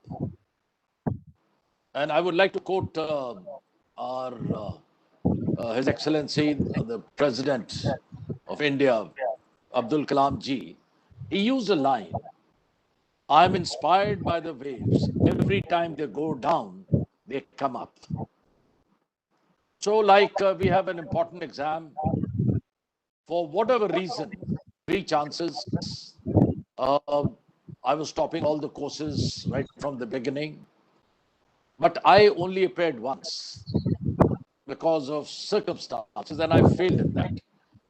Everyone said he's steamed out because he ran a bit too fast. I said, no, I take rejection as a redirection. I will run with weights on my ankle. And I continued. So that was a weak period of mine, but I overcame with my resolve. There's nothing that is impossible. You can achieve everything. Touch wood, I reached where I retired from to that rank, and it's not easy to reach there. So that was the weakest point in my service career. My strongest, I would say, is that I had opportunity to serve under some of the most difficult. The term being used in leadership is toxic leaders. Some of them are superiors. Now, people used to curse them, but I always salute them. The strongest point in me was that they forged me in a manner that I could withstand so much of pressure that pressure meant nothing to me later on. That was the strongest point, and I thank them. I thank them. I used to have a lot of difference of opinions, and I was to be fired left, right, and center also. I took rejection as a redirection. I said, no, I will stand my ground for the purpose of the nation, for the purpose of my organization. But they taught me, I think the strongest thing, I can withstand any pressure, any pressure. Sorry, giving personal example. And the third thing you said was strongest, weakest, and third thing you said, sorry? Sir, guidance for the technocrat students and Yeah, scientists. yeah. I would only say one thing: never have a tunnel vision. Most of our failures is when we give up, little realizing how short we are of success. I'll give you an example, two examples. You, a mountaineer, you're climbing Mount Everest, blizzard is there, you can't see beyond 5 meters, and you've gone up to a point and you give it up, you leave some telltale marks over there, and you come down. The second team goes up and scaled Mount Everest. He said, do you know how short you were of the peak? Just 5 meters, 15 feet. You would have climbed the peak, but you gave up. You're reading a book, the last, your textbook or whatever it is, and you say, well, I'm going to leave this. The question nahi aayega. You appear in the exam and the question comes from that very page, which you left. Why did you leave that page? You have to have determination to finish your task, come what may. And you will find a sea of opportunities coming your way. How you seize these fleeting opportunities, you must seize them, and you'll find success coming your way. Third, you will be rising in your strata. You are just a new inductee. you rise to level 1, level 2, 4, 6, 8, whatever it is. You become a leader. As you become a leader, remember one thing if you want to get success. Leadership in one single line, I would say, is to make the heart thump together of the team. If your team, they thump the heart together in synchronization with your heart, you will always perform well. But if you're toxic, sorry, it will not be, what to call a model where you will succeed. So your commitment, loyalty, focus, these are very important things. And I gave you some other points. Thank you, sir. We are getting comments for each and every answer you are giving. My Uh, God. at the last, I would like to end up this question answer with the statement of Chakravarti sir. Bharat के लिए जीना है, भारत के लिए मरना है. Jai Hind, sir. Over to Jai Hind. madam. Thank you, Ashaji, and thank you, Jaswal sir. I think you have very high level of tolerance and very high energy. You have been with us for quite a long time, and you have been answering so many questions. In fact, Thank you. in the chat box, there were many more questions, but many more comments also as well, and quite a few comments. The children have stated that they would like to keep you as their role model, and they'll try to become like So you kind, when they grow so up. kind. I think that's So a great kind. compliment that speaks for your abilities and your capabilities. Thank you so much. The program is coming to almost an end, but before we propose the vote of thanks formal, I would like to once again apologize, especially to Jaswal ji and Chakravarti ji and all the students also, for the initial glitches that we faced.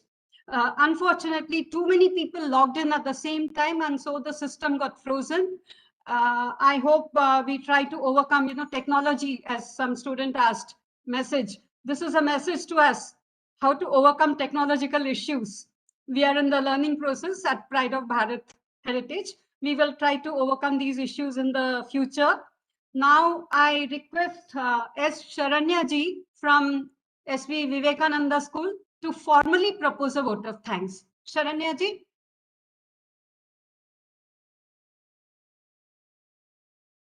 So I would like to start with a quote. Our tricolor flag does not flutter because of the wind. It flutters in the last breath of each soldier who died protecting it.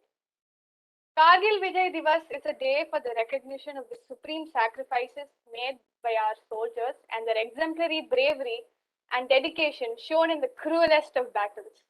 Namaste and a very good evening to Honorable Chief Guest, Lieutenant General Shri Jaswal ji, ladies and gentlemen, teachers and all my dear friends. I, on behalf of Pride of Bharat and Murli Subramaniam ji, deem it a very great honor and duty to propose the vote of thanks at this promising juncture and acknowledge the contribution of everyone who worked really hard to make this a grand one. With reverence, I owe my sincere gratitude to the Almighty God. Due to His blessings and grace, this program has turned out to be a great success. I extend my sincere gratitude to Lieutenant General Shri Jaswal ji, Northern Command, and Param Vishish Seva, Ati Vishish Seva, and Vishish Seva Medal awardee for gracing us with his presence amidst his busy schedule. Thank you, sir, for highlighting the importance of Bharat and its constitution. Your stories inspired us all. All the young minds look up to you, sir.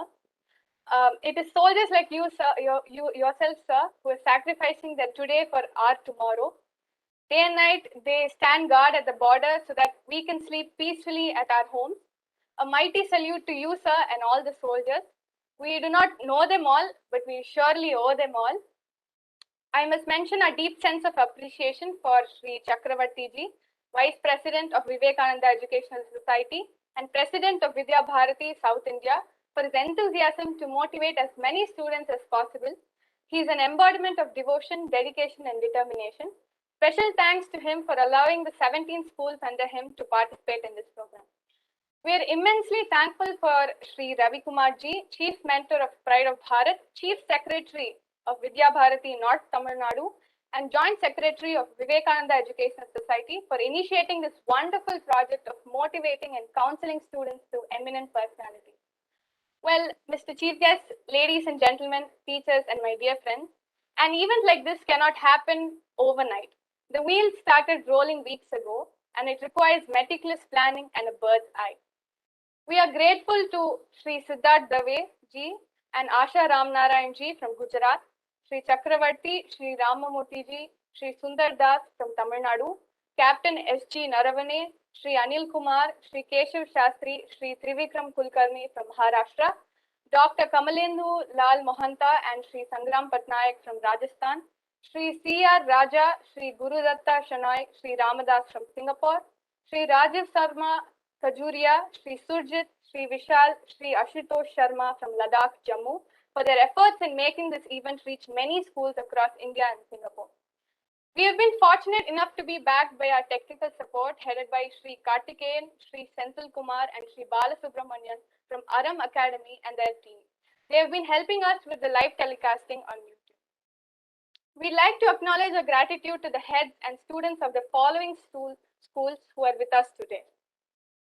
From Tamil Nadu, Sri Ramdayal Kemka Vivekananda Vidyalaya, Tiruvotriyur, Srimati Kasturba Nimchand Shah P. Mutyalu Chetty Vivekananda Vidyalaya, Perambur, Srimati Ramkumar Devi Formra Vivekananda Vidyalaya, Krompet, Srimati Narvada Devi J. Agarwal Vivekananda Vidyalaya, Vyasarpadi, Dr. Nalli Kupasamy Vivekananda Vidyalaya, Koratur, G.K. Shetty Vivekananda Vidyalaya, Ambattur, G.R. Tangamaligai Mahalakshmi Vivekananda Vidyalaya, Manali, Newtown, Srivatsa Vishwanathan Vivekananda Vidyalaya, Shitlapakam, Mukkala Nammalwar Chetty Vivekananda Vidyalaya, Koratur, K. Balaguruva Chettiar Son Vivekananda Vidyalaya, Veerapuram, Round Table 30 Vivekananda Vidyalaya, Agaramel, Durga Prasad Subhash Chand Gupta Vivekananda Vidyalaya, Male Ayanambakam, Madanlal Kemani Vivekananda Vidyalaya, Gumidi Pundri, Sri Gorantla Ramalingaya Vivekananda Vidyalaya, Panjeti, K.C. Toshniwal Vivekananda Vidyalaya, Mathur, Srimati Mohini Saraogi Vivekananda Vidyalaya, Jyoti Nagar,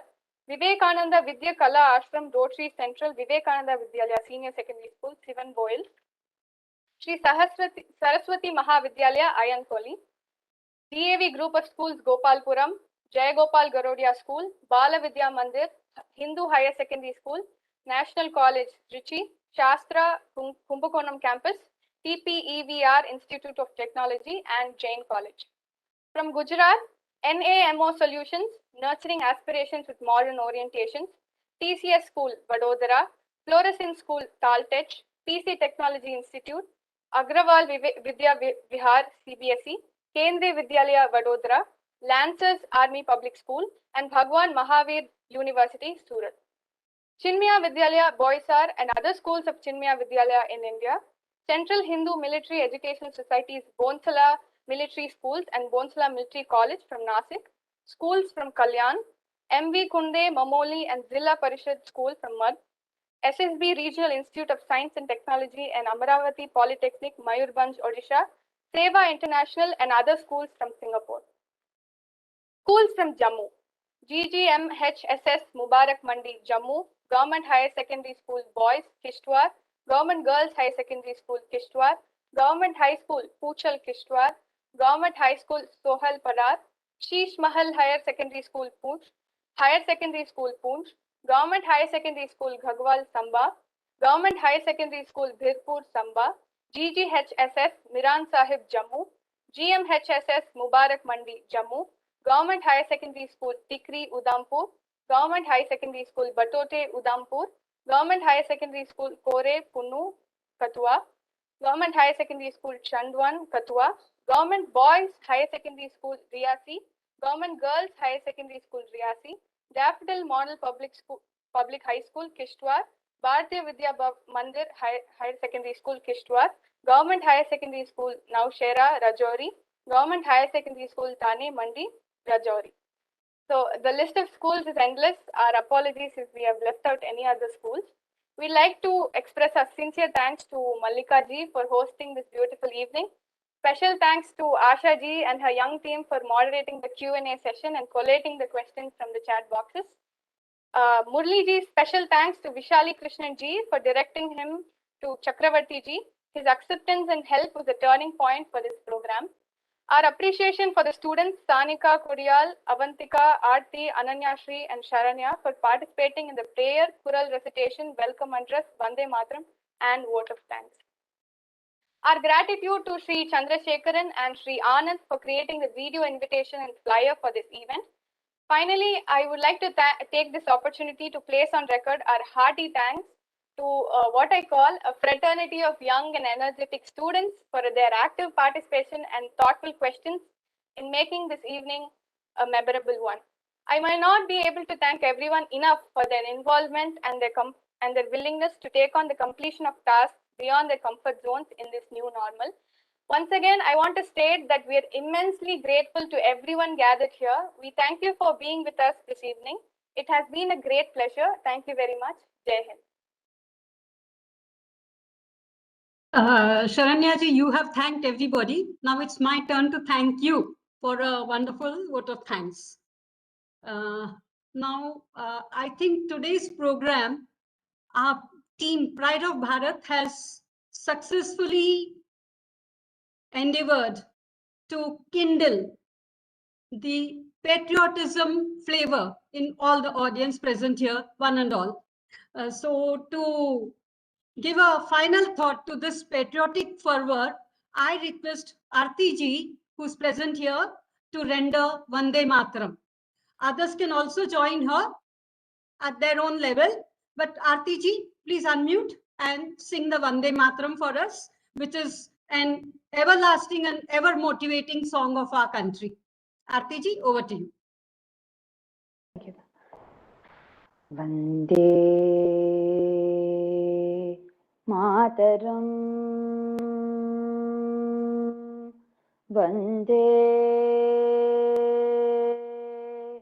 Mataram, Sujalam Sufalam, Malayaja Sheetalam, Tasya Shyamalam Mataram, Vande Mataram, Suprajyotsnam Pulakitayamini, Pullakusumitarumadalashobini, Suhasini, Sumadurabhashini, Sukatam Varadam Mataram, Vande Mataram,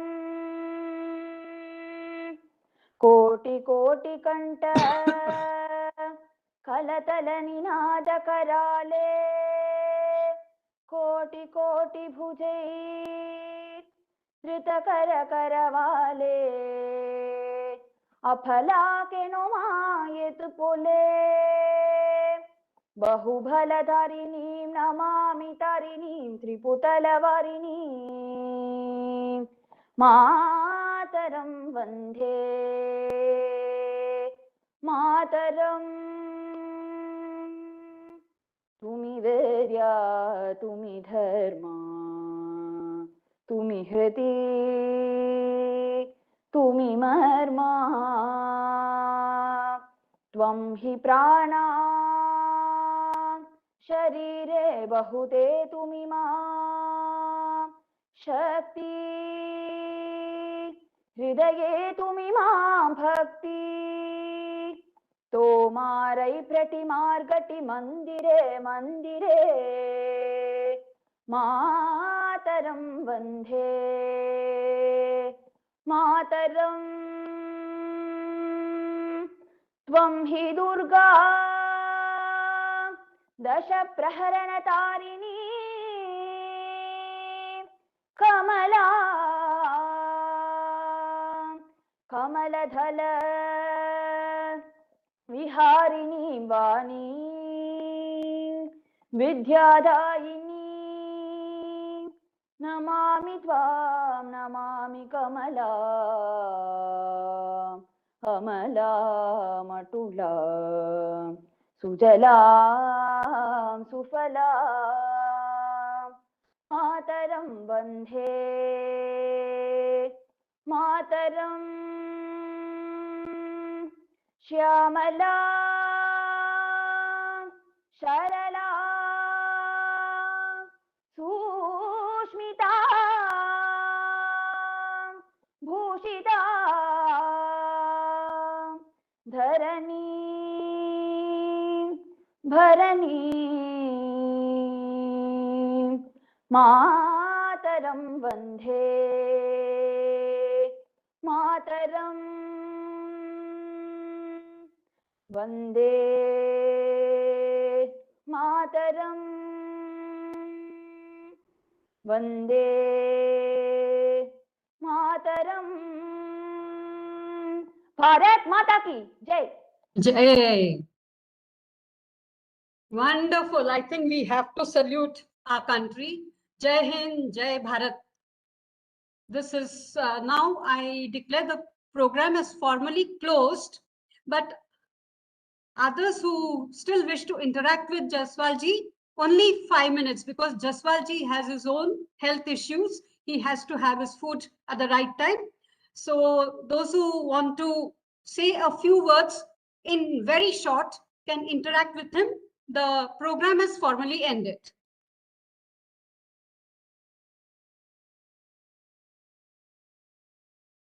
Devji, you can close the Jaswal ji, recording. we salute you.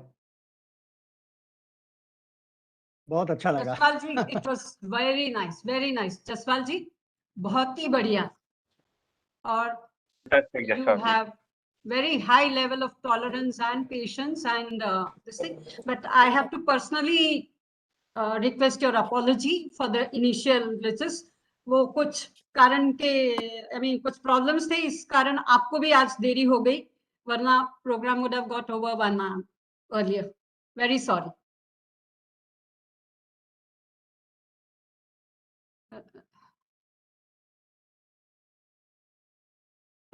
Jaswal जी जरा आप unmute कर लीजिए. Yeah. Yes. Kumar ji, धन्यवाद, बहुत मेहरबानी. And नहीं जी. Ma'am, आप जो कह रहे हैं कि शुरू में जो this technological problem was there, like in the lighter vein I said, that constant ringing in the air, that has helped me. My frequency understanding has gone down further, and I will be less prone to nagging from my wife. I'll not be able to hear a frequency. So that is the lighter vein. आज के कार्यक्रम में except Mallika ji and Asha ji, all were children, school children. I could make out. Yeah. Jaswal ji, there's one girl here, Priyanka. Priyanka, you can unmute and speak. She is from Singapore. I think it's already past 10:30, if I'm not mistaken there. Namaste. Namaste. What's the time there? 11:30. Yeah, around 11:30. 11:30. Yeah. She's still awake and she wants to interact. She always likes to interact and she has very high level of motivation. Please go ahead. Priyanka ji, how did you like the program? No, I think it was very interesting for me because so I've personally been grown up in Singapore my whole life. So I think hearing about all these, like, about a bit of Kargil from you when you mentioned it, and also about the constitution was as well. It was actually really interesting for me, and I think conscription should kind of be a necessary thing. Like, I'm from Singapore and we have conscription here, and I think like the way it has changed people itself is amazing. Like, I think you mentioned about how NCC does a lot as well, but personally, I have a brother who went from NCC and he also went through the conscription series, and it's really interesting to see what the army does to them actually. Yeah. Absolutely, you're right. You're right, absolutely. Army makes a man out of you. Yeah. And, a man in the sense it makes a real woman out of you in terms of your values, your loyalty towards the nation and discipline. It's a very good thing. Great talking to you, Priyanka, because My niece is also in Singapore. She's heading one of the companies, and there's a Japanese company, but she's heading out there in Singapore. So nice to talk to you. Same Nice here, to sir. talk to you. I think it's an honor to meet people like you as well. It's Thank you really- so much. yeah. Thank you. Anyone else?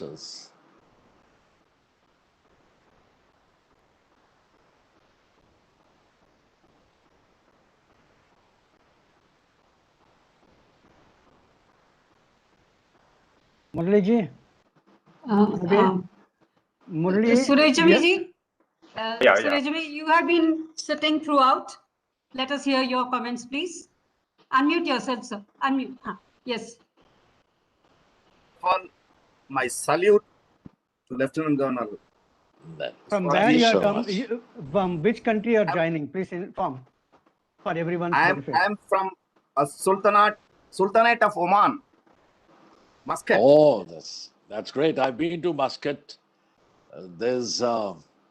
I've spent time over there. I had gone as part of my delegation, and I still remember the Copper Chimney is a restaurant there. Yes. Copper Chimney. I'm just nearby. Behind Copper Chimney, I'm here. Yeah. I enjoyed It's lovely great. Indian food over there, and Yeah.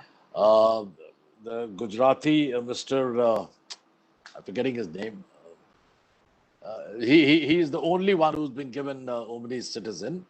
Mr. He's from Gujarat. Kimchi? Khemji. Kimchi?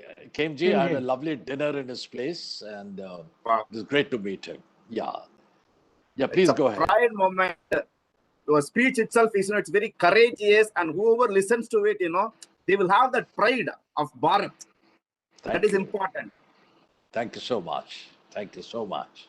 You people made us to, live peacefully. You people made us the strength for our own deeds. It's a Thank you great so thing. The much. students are listening to you. Definitely, they will follow whatever you said. It's a Thank great you so moment. much. Thank you so much. I'm And I speechless, remember actually. Oman. After listening to you, I'm speechless. Oh my God, I'm so kind of you. And I remember the Indian society out there of Oman. They had presented me with that dagger, small dagger. I've still got that with me. And they had hosted us, the Indian society. You have the Indian society out there. Yeah. Indian Social Club. The social club, yeah. Yeah. That's way back in 2002.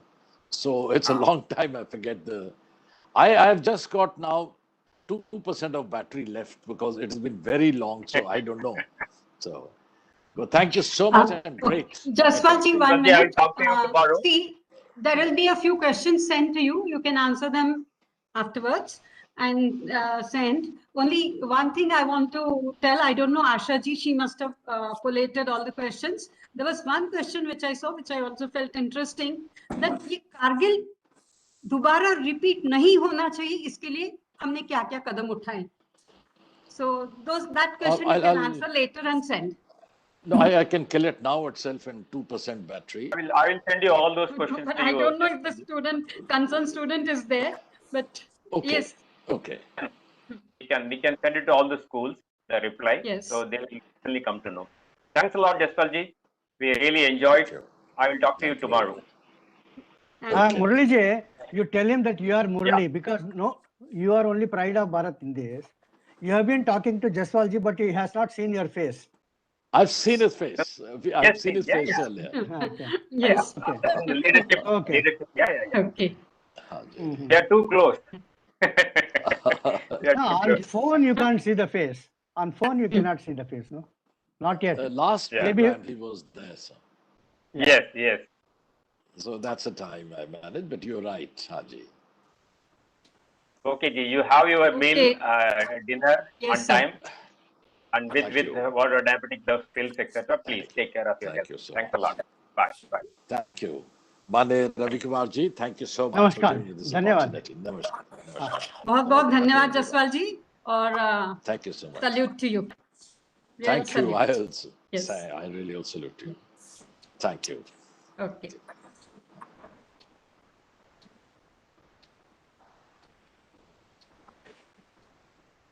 as a team, we were able to make this happen really. The only problem was the initial glitch. Otherwise, it went on very well. Fantastic. But Fantastic. I Fantastic. think once it's restarted, it went on smoothly. It went on beautifully. Yes. Narendranji, your comments, please. Narendranji. Very good. No, you please show your face. Your smiling face is more, revealing than your words. Yes, that's it. I switched off my video so that you can on it. Yes. Super. Very nice. I think initially it was a little scary. Actually, we anticipated this problem. Sorry. But I think we have to how it happened, because say hats off to Balaji and Sendil Kumarji. They took over and they sorted it out. It's really good. We anticipated the problem yesterday that too much of this noise will be coming. Yes. So they said that they will try their best, and they said it's difficult to do it in this one WebEx, but somehow they managed to do it today. Good, a good lesson to us. So next time we'll be able to do better than. What was the maximum number in the second session? After restarting, what was the maximum number? 500 and odd. Ravi Kumarji, these two are here, please. I think we must really give them a proper vote of thanks. Sendil Kumarji and Balaji, without your support, we couldn't have done anything today. Great. Thank you. Romba nandri, Sendilji. Very nice. I think we crossed 601 point. Yes. In WebEx we crossed 600 plus. In YouTube live also we crossed some 100 plus 180. Yes. So in total, YouTube we were close to 200, and WebEx we crossed 600, 621. Yes. I think the peak. 621 was the peak. But once we and we'll see that the YouTube live can be stopped. YouTube live can be stopped. Okay. Raja Kupanji is here. Sir, please give us your comments.